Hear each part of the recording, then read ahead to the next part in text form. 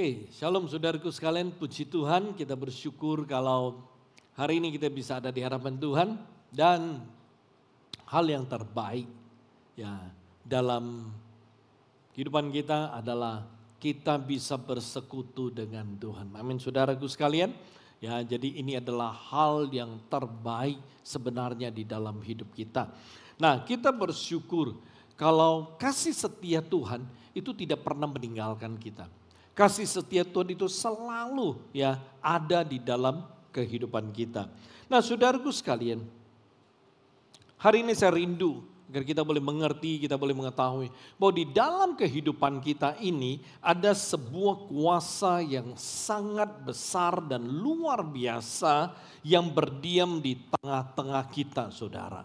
Ya, kuasa tersebut itu bisa melepaskan kita dari kebencian, dari dendam, ya dari kepahitan, serta bisa memulihkan hubungan yang rusak di dalam keluarga, ya, memulihkan hubungan yang rusak di antara ya teman sekolah, rekan kerja, bahkan mampu untuk memulihkan hubungan di antara saudara seiman dalam gereja. Kuasa tersebut adalah pengampunan. Saudaraku sekalian, sebuah kata yang tidak asing, pengampunan. Sebuah kata yang kita sudah sering dengar, selalu ada dalam kehidupan kita mungkin sudah sejak lama. Tapi saya tidak tahu seberapa banyak dari saudara yang sungguh-sungguh menyadari kuasa ini dalam kehidupan kita. Seorang penyair, Alexander Pope, mengatakan ini. Berbuat salah itu manusiawi, tapi kerelaan memaafkan, mengampuni itu ilahi. Ini menarik. Perhatikan baik-baik.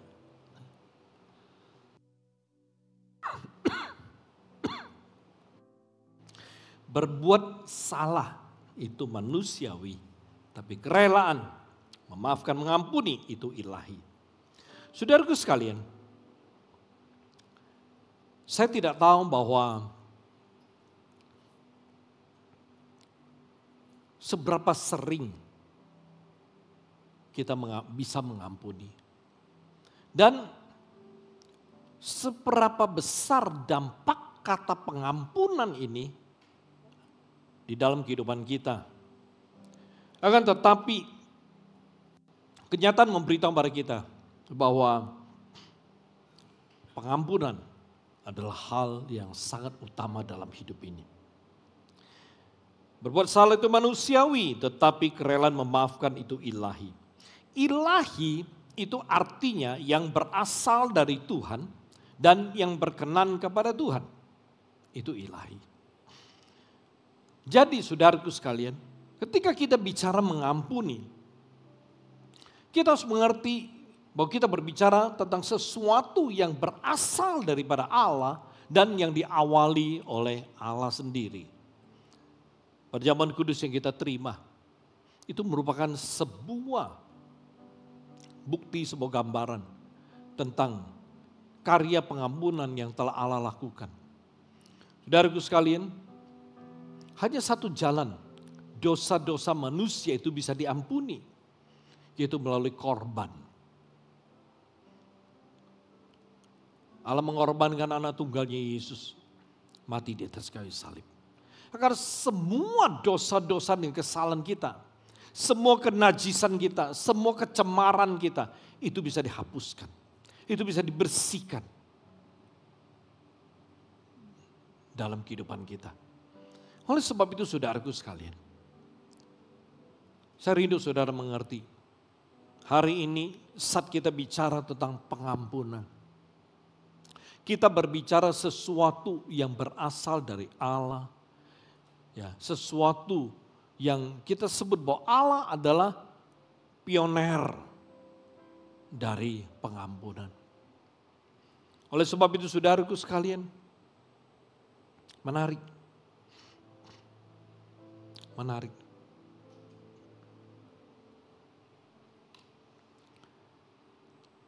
Ini adalah hal yang sangat luar biasa. Saya mengajak saudara untuk mengawali dengan sebuah ayat firman Tuhan. Injil Matius pasal yang ke-18 ayat ke-21, 22. Injil Matius pasal 18 ayat 21, 22. Mari saudaraku sekalian kita baca bersama-sama. 1, 2, 3.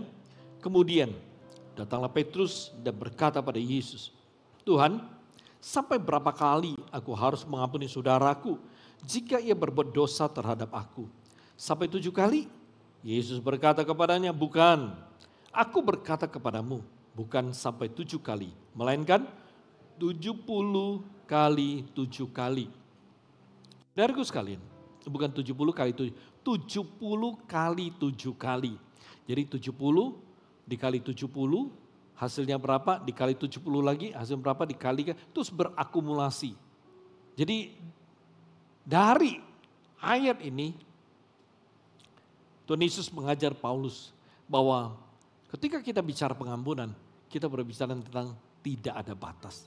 Artinya saudaraku sekalian, ketika kita mengampuni orang yang bersalah pada kita, kita mengampuni orang yang menyakiti kita, kita mengampuni orang yang melukai kita.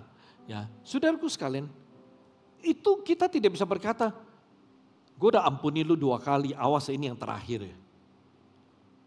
Gak bisa. Kalau kita mau mengampuni, maka tidak ada batas pengampunan.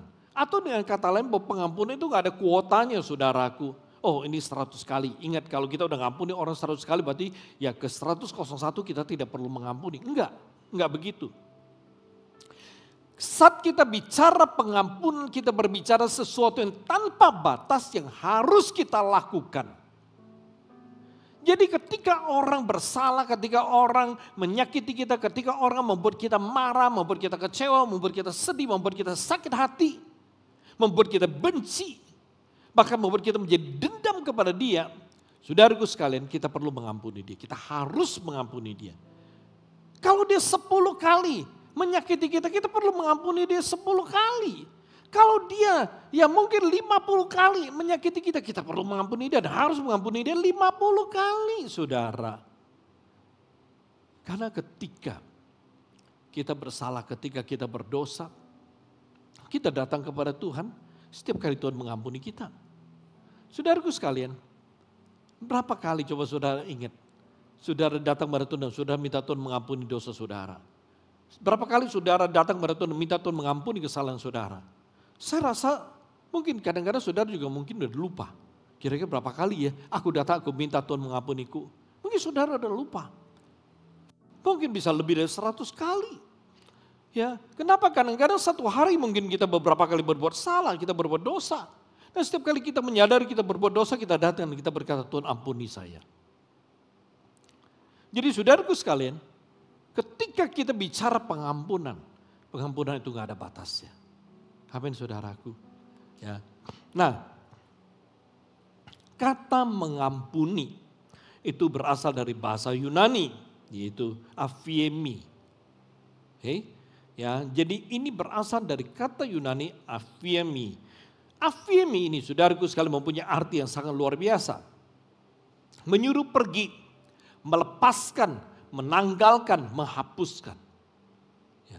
Jadi saudaraku sekalian, ketika kita bicara tentang mengampuni, artinya kita menyuruh pergi, kita melepaskan, kita menghapuskan segala kepahitan, segala kebencian, sakit hati, ya, kekecewaan, kemarahan, bahkan dendam. Jadi pada saat saudara mengampuni seseorang, misalnya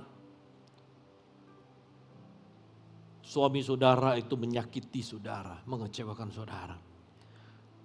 Dan saudara merasa, aduh kok gue sakit hati dah, gue kecewa, gue marah, gue benci. Saudaraku sekalian, tapi ketika saudara mengampuni suami saudara, maka itu artinya apa? Artinya saudara menyuruh pergi, saudara melepaskan, saudara menghapus segala kepahitan, menghapus segala kebencian, sakit hati, kekecewaan, kemarahan dan dendam di dalam diri saudara. Ini artinya. Jadi sebenarnya mengampun itu luar biasa. Ya, mengampuni itu sangat luar biasa. Dan di dalam Alkitab, mengampuni itu tercatat 143 kali, cukup banyak. Kata ini cukup banyak tercatat dalam Alkitab 143 kali. Artinya apa? Artinya kita harus sungguh-sungguh bisa belajar mengampuni. Saudaraku sekalian, kuasa pengampunan itu memang sangat besar. Akan tetapi ini merupakan perkara yang sulit sekali dilakukan oleh banyak orang Kristen.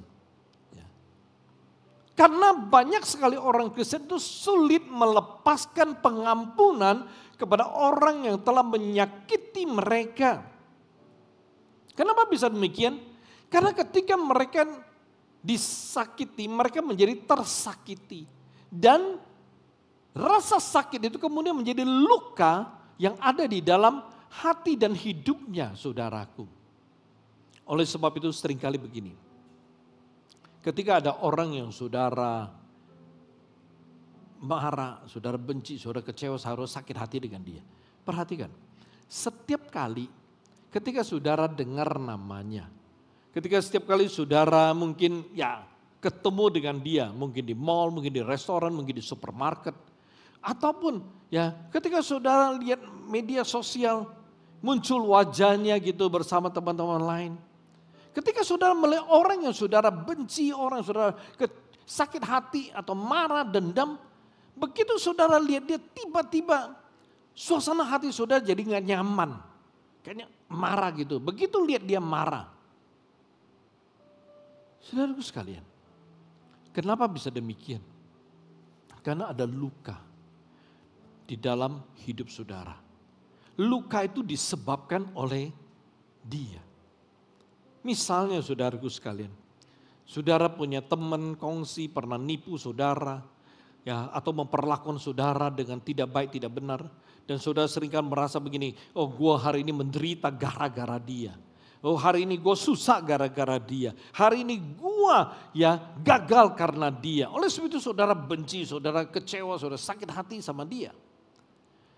Dan itu ada luka dalam hidup saudara. Karena itu ketika setiap kali melihat dia langsung rasa marah itu muncul. Rasa kecewa itu, rasa sedih, rasa kesal, rasa benci itu muncul ketika melihat dia. Itu karena luka. Oleh sebab itu saudaraku sekalian, dikatakan bahwa pada waktu kita mengampuni, saudaraku sekalian, kita menyuruh pergi. Kita melepaskan. Kita menghapus semua rasa sakit itu. Jadi saudaraku sekalian, saya katakan ini adalah hal yang sangat penting. Saya tidak tahu seberapa banyak dari saudara yang punya pengalaman seperti ini. Atau hari ini, saat ini, di dalam hati saudara. Ketika saudara ingat seseorang, saudara ketemu dengan seseorang, saudara sakit hati, saudara kecewa sama dia, saudara marah, saudara benci. Kalau hari ini, saudara masih punya pengalaman seperti ini, kalau hari ini hidup saudara masih ada luka seperti ini, maka saudara tidak pernah bisa bahagia. Saudara tidak pernah mengerti apa itu sukacita. Saudara tidak pernah bisa merasakan apa yang disebut damai sejahtera. Mungkin saudara ibadah setiap minggu atau satu minggu beberapa kali. Saudara doa setiap hari. Saudara baca Alkitab. Dan bahkan saudara mungkin sepanjang minggu mengikuti banyak ibadah. Secara online. Selain onsite di sini. Tapi saudaraku sekalian, ketika saudara tidak pernah mengampuni, itu luka, itu tetap ada, nggak bisa sembuh. Luka itu bisa sembuh ketika saudara melepaskan pengampunan. Ketika saudara mengampuni, maka saudara akan menemukan pemulihan terjadi, pembaharuan terjadi. Karena itu saudaraku sekalian, Mengapa ada banyak orang Kristen yang rajin tekun ke gereja, yang baca Alkitab, punya waktu bersekutu sama Tuhan, tapi hidupnya tidak sepenuhnya bahagia, tidak sepenuhnya ada damai. Kenapa bisa demikian? Sederhana. Karena dia tidak mengampuni. Ada orang yang pernah menyakiti dia dan menyebabkan ada luka dalam hidupnya. Sehingga setiap kali dia ingat orang itu, dia selalu marah, selalu benci, selalu dendam, keki, kecewa, gerem, gemes gitu loh. Nah, itu susah. Nah, oleh sebab itu, saudaraku sekalian, saya katakan hidup kita akan menjadi indah ketika kita benar-benar mengampuni. Sebelum saya mengajak saudara untuk melihat kebenaran mengapa kita harus melepaskan pengampunan dalam kehidupan kita, saya mengajak saudara untuk melihat sebuah perikop Alkitab yang sangat penting. Perikop ayatnya cukup banyak di pasal yang sama, tapi kita akan baca dari ayat selanjutnya 23 sampai 35. Saya bacakan untuk saudara. Saudara boleh catat Injil Matius pasal 18 23 sampai 35. Sebab hal kerajaan sorga itu seumpama seorang raja yang hendak mengadakan perhitungan dengan hamba-hambanya. Setelah ia mulai mengadakan perhitungan, dihadapkanlah kepadanya seorang yang berhutang 10.000 talenta. Tetapi karena orang itu tidak mampu melunaskan hutangnya, raja itu memerintahkan supaya ia dijual beserta anak istrinya dan segala miliknya untuk membayar hutangnya. Maka sujudlah hamba itu menyembah dia. Katanya, sabarlah dahulu, segala hutangku akan kulunaskan.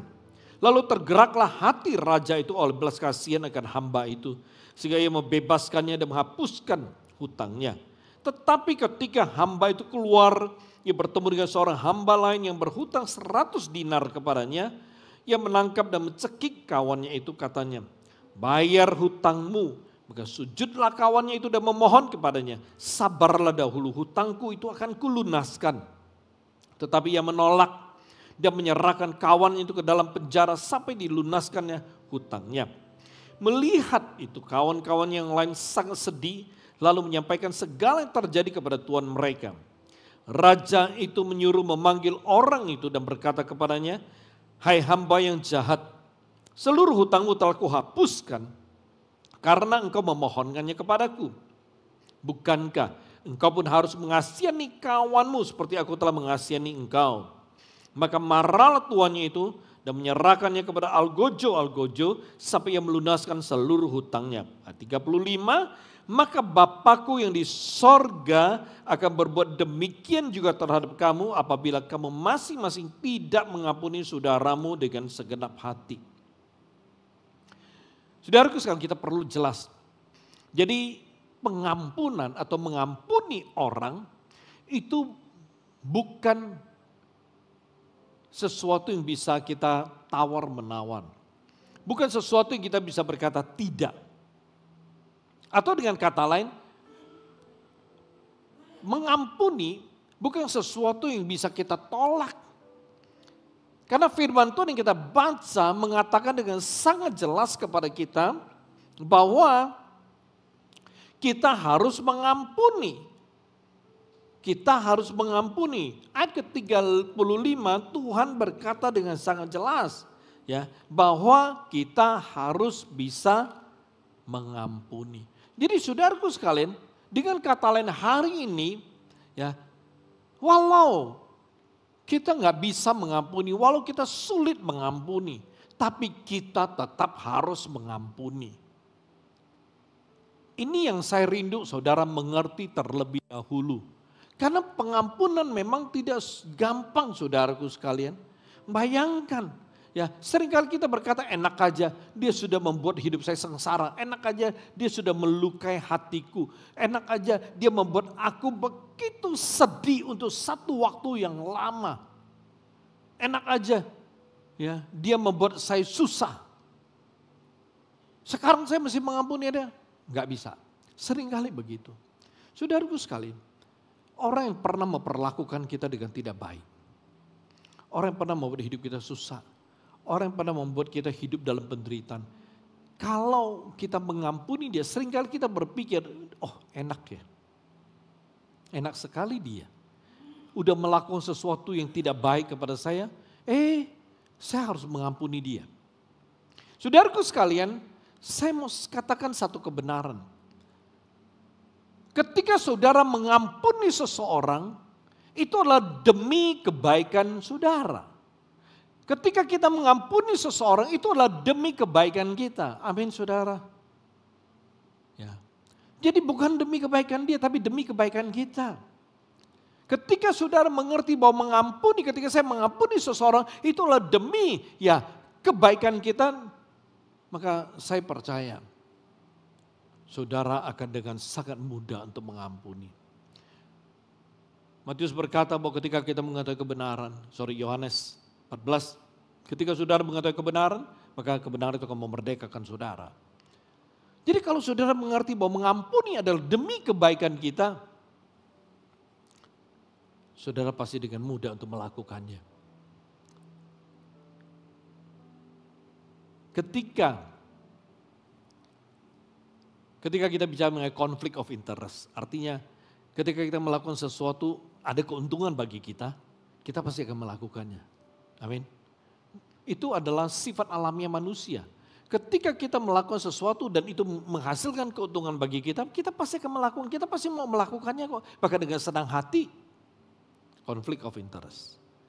Tapi saudaraku sekalian, dalam hal pengampunan, kenapa kita tidak bisa melakukannya? Padahal pengampunan itu adalah membawa kebaikan bagi kita. Saya akan berikan beberapa alasannya. Ya.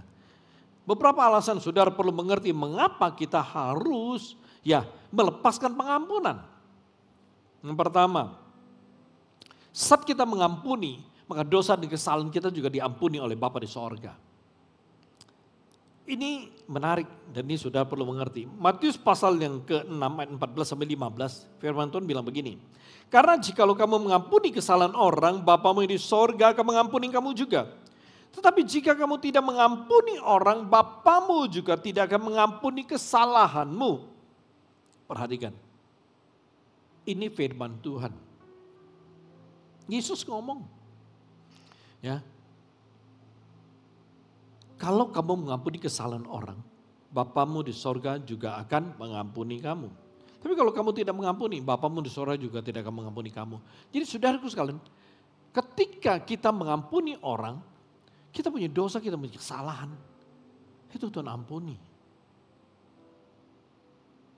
Dengan kata lain pada waktu kita bisa mengampuni orang, lalu saat kita berdosa, saat kita melakukan kesalahan, lalu kita datang kepada Tuhan, kita minta ampun, Tuhan akan ampuni kita. Tapi pada saat kita tidak mengampuni orang yang melukai kita, menyakiti kita, lalu kita melakukan kesalahan, kita melakukan dosa, kita datang kepada Tuhan, kita minta ampun, kita minta, ya Tuhan mengampuni dosa kita. Alkitab berkata, kalau kita tidak mengampuni, Bapa di sorga juga tidak akan mengampuni kita. Jadi apabila Tuhan tidak mengampuni kita, maka kita akan hidup di dalam dosa kita dan kita akan hidup bersama dengan dosa kita. Dan kita tahu setiap dosa menghasilkan kutukan di dalam kehidupan kita. Setiap dosa yang ada dalam kehidupan kita akan membawa penderitaan, membawa kesengsaraan. Dosa tidak pernah membawa kenikmatan. Kenapa? Karena dosa mendatangkan hukuman Allah atas manusia. Dosa kita mendatangkan hukuman Allah atas kita. Jadi ketika kita berada dalam dosa, kita hidup di dalam dosa bersama dengan dosa kita, maka hukuman Allah akan selalu ada dalam kehidupan kita. Nggak heran, hidup kita nggak pernah damai, nggak pernah baik, nggak pernah sehat. Apa yang kita kerjakan sulit untuk berhasil. Kenapa? Karena kita hidup bersama dengan dosa kita. Hukuman Allah atas kehidupan kita selalu ada. Oleh sebab itu saudaraku sekalian, ingat statement yang saya katakan, mengampuni itu mendatangkan kebaikan bagi kita. Oleh sebab itu saudaraku sekalian, saudara mampu atau tidak, suka atau tidak, rela ataupun tidak, saudara mesti belajar untuk bisa melepaskan pengampunan, bisa mengampuni orang yang pernah membuat hidup kita rusak, hancur. Kita perlu mengampuni orang yang menurut kita nggak layak untuk saya ampuni. Kita semua nggak layak kok diampuni oleh Tuhan, tapi Tuhan tetap mengampuni kita. Oleh sebab itu saudaraku, mari kita belajar. Ampuni. Lepaskan pengampunan kepada orang-orang yang pernah melukai, menyakiti saudara. Dan pada waktu saudara mengampuni, ingat saudara perlu mengampuni seseorang itu dengan segenap hati. Kita nggak bisa lip service saja. Gue udah ampuni lu. Oh, gue udah ampuni dia. Ya. Oh, saya udah ampuni dia berkali-kali. Saya udah sering ampuni dia. Tapi di mulut doang. Di hati. Begitu ketemu dia, asem. Pahit. Ya, begitu lihat dia, menghindar. Saudaraku sekalian, kalau kita tidak mengampuni, kita tetap akan hidup dalam kepahitan. Ya, oleh sebab itu ketika saudara berkata aku mengampuni, saudara harus bisa mengampuni seseorang dengan segenap hati. Bukan setengah, segenap artinya seluruh hatimu. Kata firman Tuhan. Yang kedua, saat kita mengampuni, maka hubungan dalam keluarga atau persaudaraan itu dipulihkan kembali. Saudaraku sekalian, saya ambil sebuah contoh ya yang tidak asing, yaitu cerita tentang Esau dan Yakub, kakak beradik. Kejadian pasal 27 41 saya bacakan untuk saudara. Esau menaruh dendam kepada Yakub karena berkat yang telah diberikan oleh ayahnya kepadanya. Ya. Lalu ia berkata pada dirinya sendiri, hari-hari berkabung karena kematian ayahku itu tidak akan lama lagi. Pada waktu itulah Yakub adikku akan kubunuh. Saudaraku sekalian, Esau itu benar-benar sakit hati sama Yakub. Kenapa? Karena pertama dia ditipu oleh Yakub. Hak kesulungannya itu ditipu, ditukar ya dengan semangkok kacang merah. Ya. Yang kedua, dia punya berkat sulung dicuri oleh Yakub. Berkat sulung itu adalah berkat yang orang tua berikan kepada anak sulung dan seringkali itu adalah berkat terbaik. Ketika Ishak melepaskan berkat sulung kepada Yakub, ketika Esau datang dan minta diberkati oleh bapaknya sesuai janji bapaknya bilang aku sudah melepaskan berkat itu. Emang tadi yang datang siapa? Saudaraku sekalian, apa yang terjadi? Esau tahu Yakub telah mencuri berkatnya. Bapaknya bilang aku nggak punya berkat lain. Ya, berkatmu adalah engkau mesti bekerja menghasilkan peluh dan kau akan menjadi hamba dari adikmu. Itu membuat Esau sakit hati. Dan setelah Ishak meninggal, Esau bilang begini, kalau masa berkabung sudah lewat, akan kubunuh adikku. Ada dendam, ada sakit hati. Dan saudaraku sekalian, selama 20 tahun, Esau mendendam dan mencari kesempatan kalau ketemu adiknya dia akan bunuh adiknya. Tapi saudaraku sekalian, 20 tahun lewat, Yakub dijamah oleh Tuhan untuk kembali. Dan pada saat yang bersamaan, Tuhan juga menjamah hati Esau. Tuhan menggerakkan hati Esau untuk mengampuni adiknya. Oleh sebab itu saudaraku sekalian, waktu Yakub memutuskan untuk pulang, ya, dan ketika mendekati rumah bapaknya, saudara baca nanti di kitab Kejadian, ya 27, 28, 29 terus sampai 33, itu luar biasa. Dan di ayat ke-33 saudaraku, pasal 33 ayat keempat, Yakub taat untuk pulang.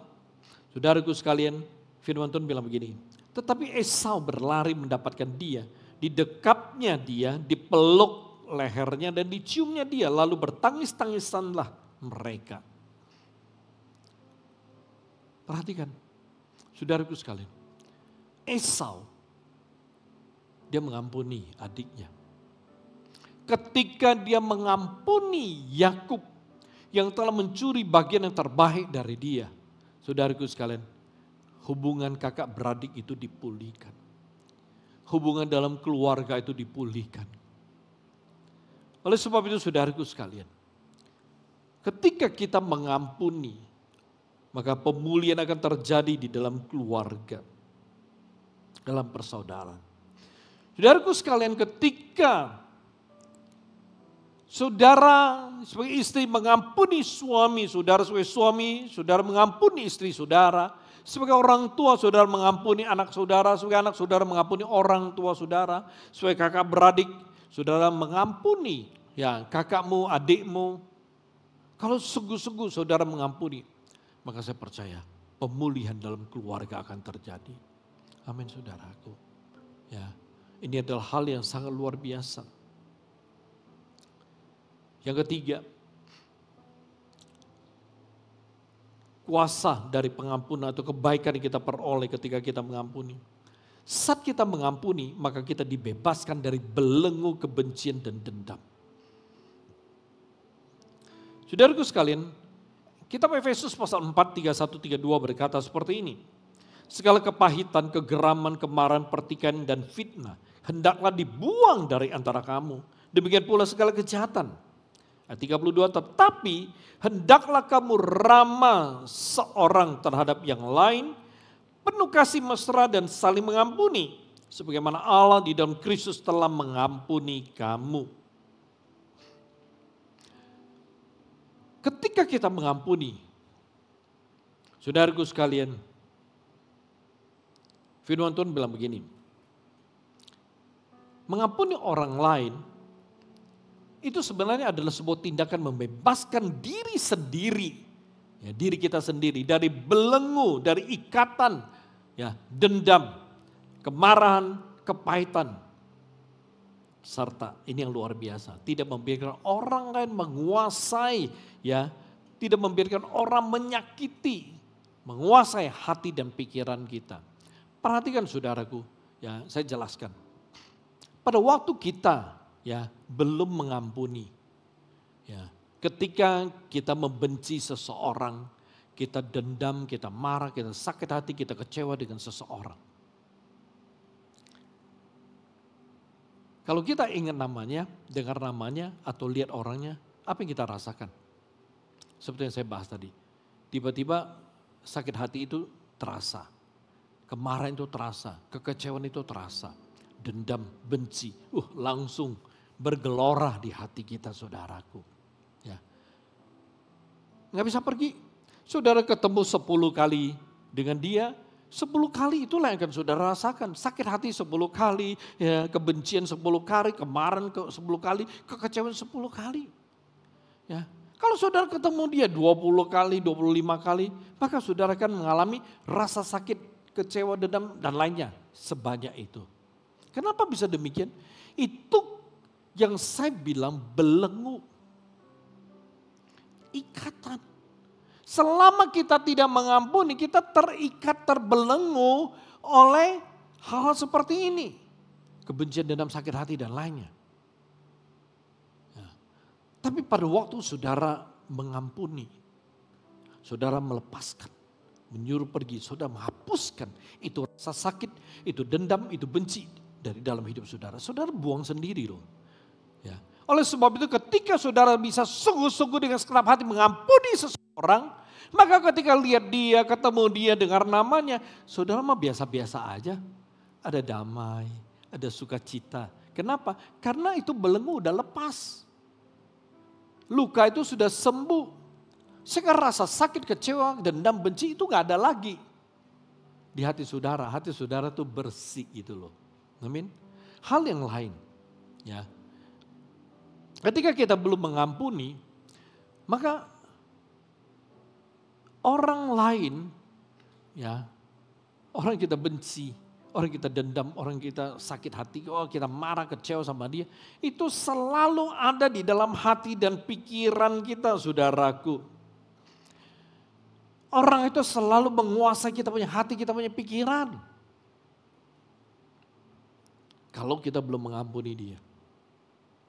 Ya. Ketika kepikiran, dia sakit. Kenapa begitu? Karena orang itu menguasai hati dan pikiran saudara. Tapi pada waktu saudara mengampuni. Saudara mengampuni dia, maka dia itu disuruh pergi. Dia tidak pernah akan menguasai hati dan pikiran saudara. Kalau tidak percaya, saudara coba. Kira-kira ada di antara kita ada orang yang saudara benci gak sekarang? Kalau ada, coba ingat dia. Coba ya bayangkan dia. Bayangkan mukanya, bayangkan wajahnya gitu loh. Apa yang saudara rasakan? Langsung gemes gitu loh. Ya. Kenapa bisa demikian? Karena ketika saudara belum mengampuni dia, dia menguasai pikiran saudara, dia menguasai hati saudara. Dia ada di dalam diri saudara, dia hidup bersama dengan saudara kok. Jadi ketika saudara mengampuni dia, saudara tuh mengusir dia, melepaskan dia. Kalau saudara sudah mengampuni dia, dia udah. Amin saudara. Ya.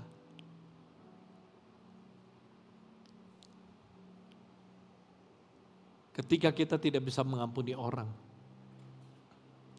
ketika kita terbelenggu dengan kebencian dan dendam, ada rasa antipati dalam kehidupan kita. Amin saudaraku. Antipati itu seperti gini. Kadang-kadang ketika kita melihat komputer atau program komputer, itu luar biasa. Ketika kita key in atau keyword yang kita pakai salah, ya otomatis akan membal. Karena komputer itu terprogram untuk melindungi diri, memprotek diri dengan sangat cepat. Begitu kita salah, nggak bisa masuk, nggak bisa buka. Karena dia memprotek diri. Satu orang yang hidup di dalam kebencian, dendam, sakit hati, luka, nggak mengampuni, maka dalam hidupnya itu ada antipati. Ya, bukan anti serum, saudaraku, antipati.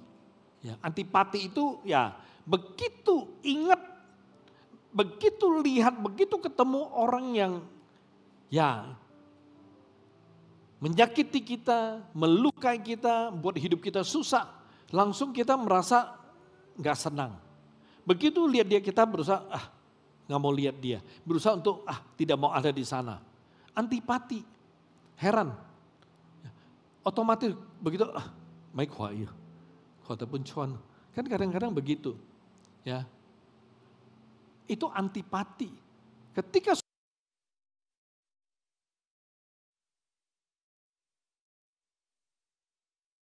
sama masuk restoran, begitu lihat dia, nggak mau masuk dah. Sayang, pada udah lapar saudara. Udah sama-sama sampai, tapi ya orang kita benci ada di dalam. Kadang-kadang kita rela pergi cari restoran, padahal kita memang tujuannya memang udah target nih. Oh malam ini kita dinner di sini, kita mau makan malam di sini atau makan siang di sini. Ketemu orang yang kita benci, kita keluar otomatis. Antipati. Ya. Kadang-kadang bingung kan, anak tanya, loh mami mau kemana kita? Mami nggak jadi di sini nggak enak. Ada anak bilang, tadi mami bilang sini yang paling enak. Gimana kita jawab? Bingung kan saudara? Ya, oleh sebab itu mari ampuni, lepaskan pengampunan. Jadi antipati itu akan hilang. Yang keempat. Ya, saudaraku sekalian, saat kita mengampuni, sakit disembuhkan, ekonomi dipulihkan. Ayub 42 ayat ke-10. Ayub 42 ayat ke-10. Lalu Tuhan memulihkan keadaan Ayub setelah ia meminta doa untuk sahabat-sahabatnya. Dan Tuhan memberikan kepada Ayub 2 kali lipat dari segala kepunyaannya dahulu. Luar biasa. Saat kita mengampuni, sakit kita disembuhkan, ekonomi kita dipulihkan. Saudaraku sekalian, mungkin kita berkata, aku sudah cari banyak dokter, aku sudah makan banyak obat. Ya, aku sudah berdoa banyak sekali, sudah minta banyak hamba Tuhan mendoakan saya, tapi kenapa sakit saya nggak sembuh-sembuh?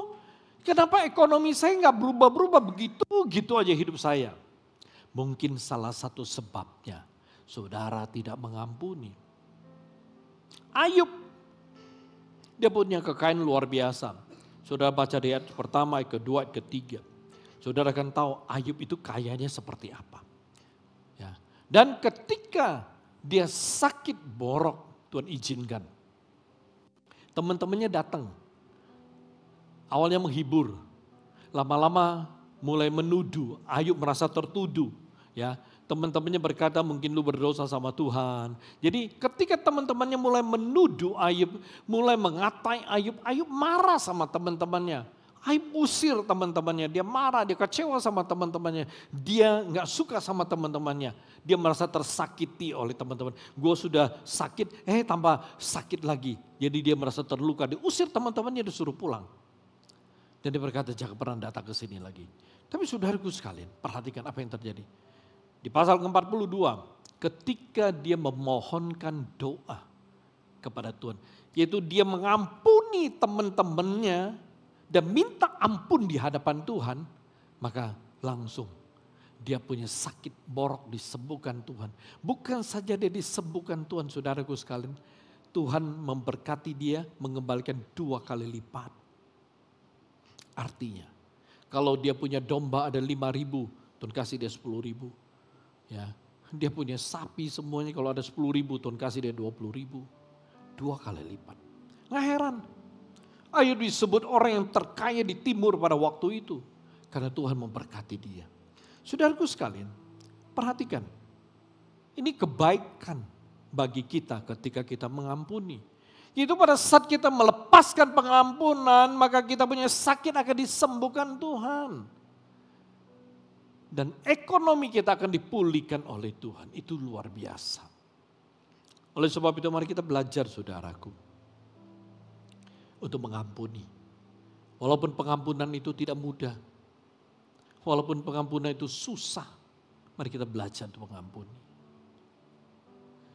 Karena kalau tidak mengampuni, saudara akan hidup dalam rasa sakit, kekecewaan, penderitaan. Banyak hal yang gak nyaman. Saudaraku sekalian, ada seorang polisi di Amerika, Dallas. Mungkin ada yang pernah dengar ceritanya. Amy Geiger, seorang polisi wanita. Pada hari itu kalau nggak salah sekitar tahun 2016 atau 2018 antara itu. Saudaraku sekalian, ini berita lama. Dia menembak mati 1 orang tanpa dia sengaja. Dia pulang kerja setelah 14-15 jam bekerja, dia capek, dia lelah, nggak fokus. Dia pulang sampai apartemennya, dia tekan lift, lantai 13. Dia nggak sadar, dia pikir itu lantai 14. Dia tekan lantai 13, begitu lift sampai dia keluar. Dia berjalan menuju nomor kamar, nomor rumahnya. Ketika dia sampai, dia mau ambil kunci buka, dia heran. Kenapa pintu apartemen saya itu tidak dikunci? Begitu dia buka pintu, dia lihat ada 1 orang laki-laki sedang duduk di sofa makan es krim nonton TV. Naluri polisinya, ya, begitu dia lihat dia langsung cabut pistol dan tanpa peringatan apapun dia tembak orang itu. Begitu orang itu tembak langsung tersungkur mati. Tiba-tiba dia sadar, kaget. Ini bukan rumah saya. Begitu dia keluar, dia lihat ternyata ini lantai 13. Rumahnya lantai 14. Dan saudaraku sekalian, itu kejadian menggemparkan Amerika. Isu rasisme tiba-tiba muncul lagi. Kenapa? Amy Geiger seorang wanita kulit putih dan yang ditembak mati itu adalah kulit hitam. Ribut di mana-mana, demonstrasi di mana-mana. Dan singkat cerita, Amy Geiger ditangkap dan disidang.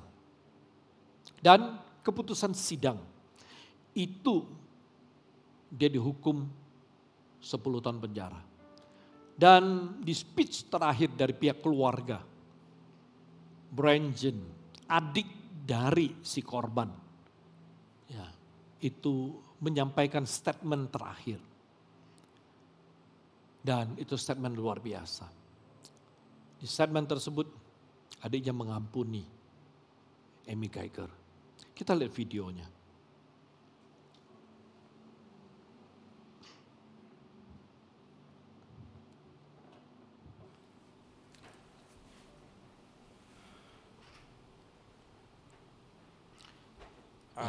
ada subtitlenya dan ya terima kasih pada Nathan yang telah membuat subtitle Inggris dan Indonesia sehingga memudahkan kita. What you've or how much you've taken from us. I think you know that. But I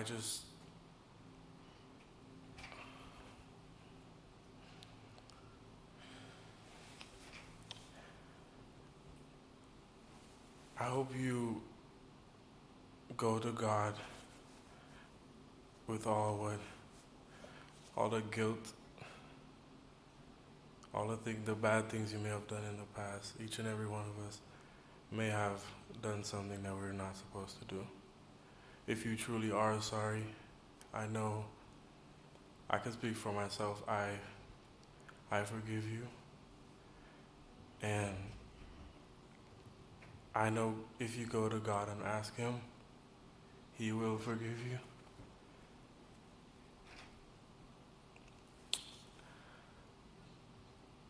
And I don't think anyone could say it. Again, I'm speaking for myself, not even behalf of my family. But I love you just like anyone else. And I'm not gonna say I hope you rot and die just like my brother did, but I personally want the best for you. And I wasn't gonna ever say this in front of my family or anyone, but I don't even want you to go to jail. I want the best for you. Because I know that's exactly what both of them would want you to do. And the best would be give your life to Christ. I'm not gonna say anything else. I think giving your life to Christ would be the best thing that both of them would want you to do. Again, I love you as a person. And I don't wish anything bad on you.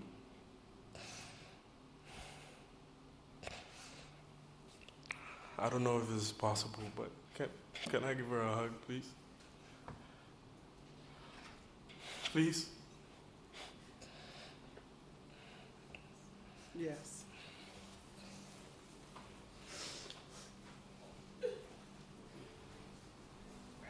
Ya, itu Amy Geiger.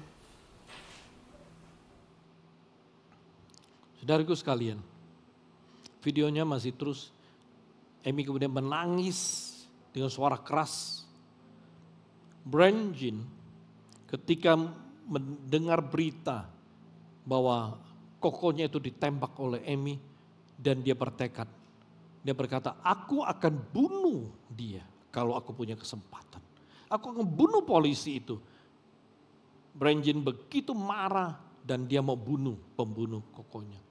Tapi saudaraku sekalian, ketika dia mengikuti sidang yang cukup lama, akhirnya kasih Kristus itu memenuhi dia.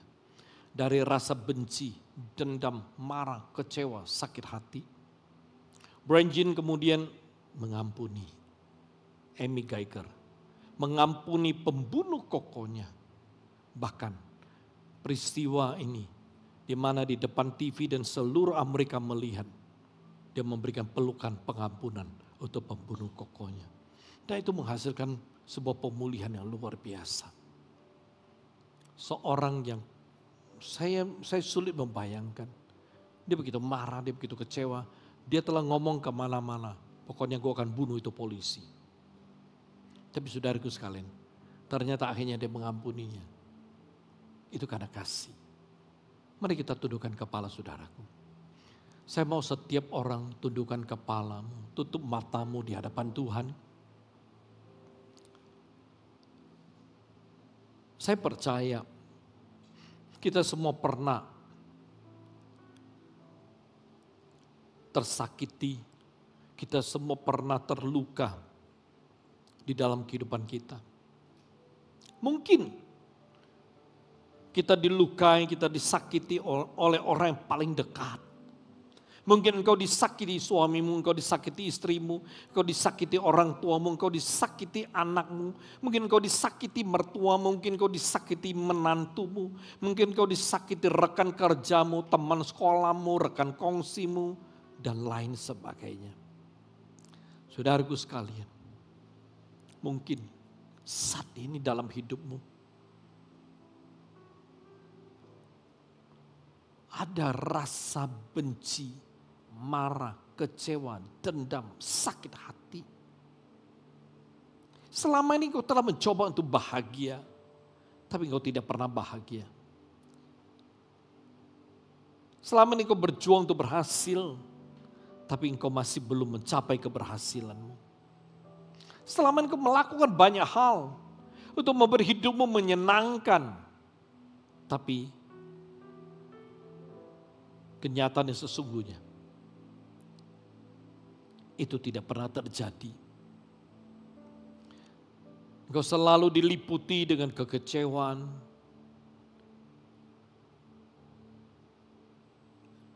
ketika berada di rumahmu, ada rasa sakit hati, dendam, benci, kecewa, marah. Di tempat kerja juga demikian. Di sekolah juga demikian. Atau mungkin juga di gereja demikian. Saudaraku sekalian,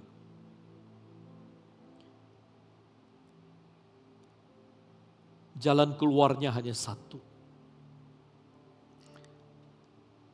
Jalan keluar yang akan menghasilkan pemulihan, pembaharuan hanya satu. Saudara harus mulai melepaskan pengampunan. Melepaskan pengampunan, mengampuni orang yang membuat engkau menderita, membuat engkau susah, membuat engkau gagal, membuat engkau tidak ada harapan, membuat engkau tidak tahu apa yang harus Anda lakukan. Engkau harus ampuni. Saat ini, kalau engkau ingin dipulihkan, saat ini kalau engkau ingin dibebaskan, saat ini dengan segenap hati di hadapan Tuhan, engkau lepaskan pengampunanmu, engkau datang kepada Tuhan, engkau berkata, Tuhan, beri aku kekuatan untuk mengampuni dia. Katakan, Tuhan, saat ini aku mengampuni dia. Aku mengampuni akan semua yang telah dia perbuat, dia lakukan kepadaku. Ampuni. Mungkin dia pernah meremehkanmu. Mungkin dia pernah menghinamu. Mungkin dia pernah melecehkanmu. Ampuni. Karena pada saat saudara mengampuni, saudara menyuruh pergi, saudara melepaskan, saudara menghapus semua rasa sakit, dendam, benci, kecewa, kemarahan dari dalam hidupmu. Saat saudara melepaskan pengampunan, maka pada saat ini juga saudara memutuskan belenggu dan ikatan benci, dendam dalam hidupmu. Mari. Walaupun sakit, walaupun berat, lepaskan. Lepaskan beban ini, lepaskan pengampunan. Branjin yang pengen membunuh Amy Geiger akhirnya mengampuni dia. Karena setiap hari dia tidak pernah bisa melupakan Amy. Setiap hari dia hidup dengan kebencian, dia hidup dengan kemarahan, dia hidup dengan sakit hati, dia hidup dengan dendam. Dia sulit tidur, dia sulit bahagia. Karena hidupnya dipenuhi dengan kebencian dan dendam. Tapi ketika dia sadar, ketika dia dijamah oleh Tuhan, ketika dia datang kepada Tuhan, Tuhan memberikan dia kekuatan dan dia melepaskan pengampunannya untuk Emi. Dan Tuhan memulihkan hatinya. Tuhan memulihkan hidup Branjin. Tuhan melepaskan dia dari penderitaan. Bukan saja pemulihan terjadi dalam diri Branjin, tapi pemulihan juga terjadi dalam diri Emi Geiger. Dan pemulihan juga terjadi dalam hubungan banyak sekali orang-orang kulit putih dan kulit hitam di sana. Saudaraku sekalian, mari saat ini